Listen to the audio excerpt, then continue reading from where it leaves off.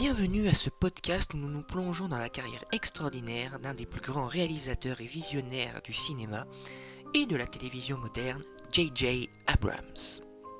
Et pour ce faire, je vous propose de vous exposer de qui il s'agit. Jeffrey Jacob Abrams, plus connu sous le nom de J.J. Abrams, pour faire plus court, est un scénariste, réalisateur et producteur américain né le 27 juin 1966 à New York. C'est un véritable touche-à-tout, il a marqué les esprits dans les genres de la science-fiction, du drame et même de l'action, ce qui fait de lui un véritable génie dans le domaine du cinéma. Sa capacité unique à réinventer des franchises mythiques tout en leur influant sa patte personnelle est tout simplement bluffant. Des débuts prometteurs à la télévision. Ça, c'est le début de la carrière de J.J. Abrams. Il commence sa carrière dans les années 1990 en tant que scénariste sur des films tels que Regarding Henry ou Forever Young, mais c'est à la télévision qu'il va s'affirmer pleinement. Et c'est alors qu'en 1998, il crée une série dramatique du nom de Felicity qui explore avec finesse les relations humaines. Ce succès se suit par Alias, une série mêlant des espionnages mystères, avant qu'il ne frappe un grand coup avec Lost, les disparus en 2004. Un véritable phénomène mondial, Lost redéfinit les codes de la narration télévisuelle entre intrigues complexes et des personnages profonds. Avec cette série, J.J. Abrams prouve qu'il sait captiver le public en jouant sur le suspense et les émotions. Mais quelques années plus tard, il connaît une ascension fulgurante dans le cinéma. C'est en 2006 qu'il réalise son premier film, Mission Impossible numéro 3. Un opus salué pour son rythme effréné et ses scènes d'action spectaculaires. Mais c'est en 2009 qu'avec le reboot de Star Trek, il s'impose comme une figure incontournable du grand écran. J.J. Abrams modernise cette franchise tout en respectant son héritage, attirant aussi bien les fans de longue date que des nouveaux arrivants. Par la suite de Star Trek Into the Darkness consolide sa réputation en tant que maître de la science-fiction.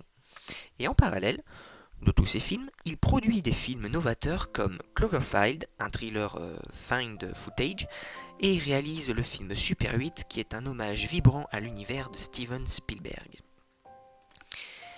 Alors, en ce qui concerne le style d'Abrams qui entremêle mystère et émotion, eh bien c'est l'une de ses marques de fabrique, c'est un amoureux du mystère.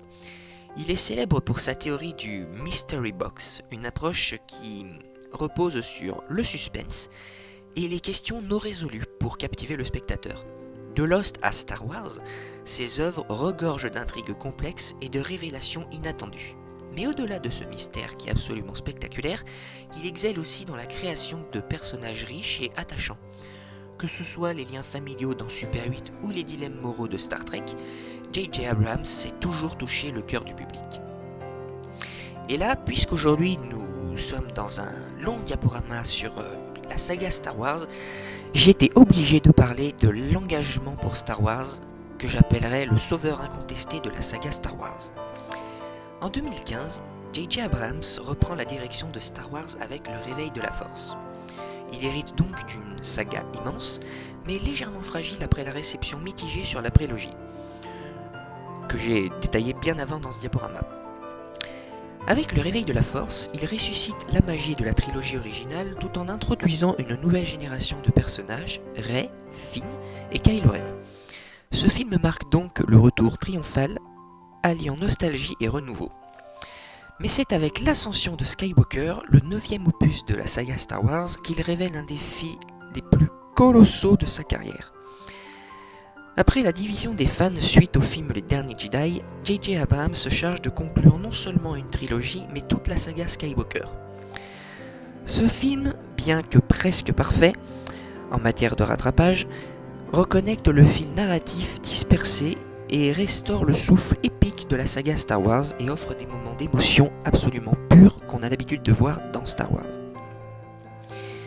Alors, pour conclure, je dirais que ce qu'a réalisé J.J. Abrams, que ce soit pour la saga Star Wars ou d'autres franchises, c'est un héritage en constante évolution. J.J. Abrams, aujourd'hui, c'est l'un des réalisateurs les plus connus, les plus félicités, et également en tant que producteur aussi. et c'est un conteur moderne.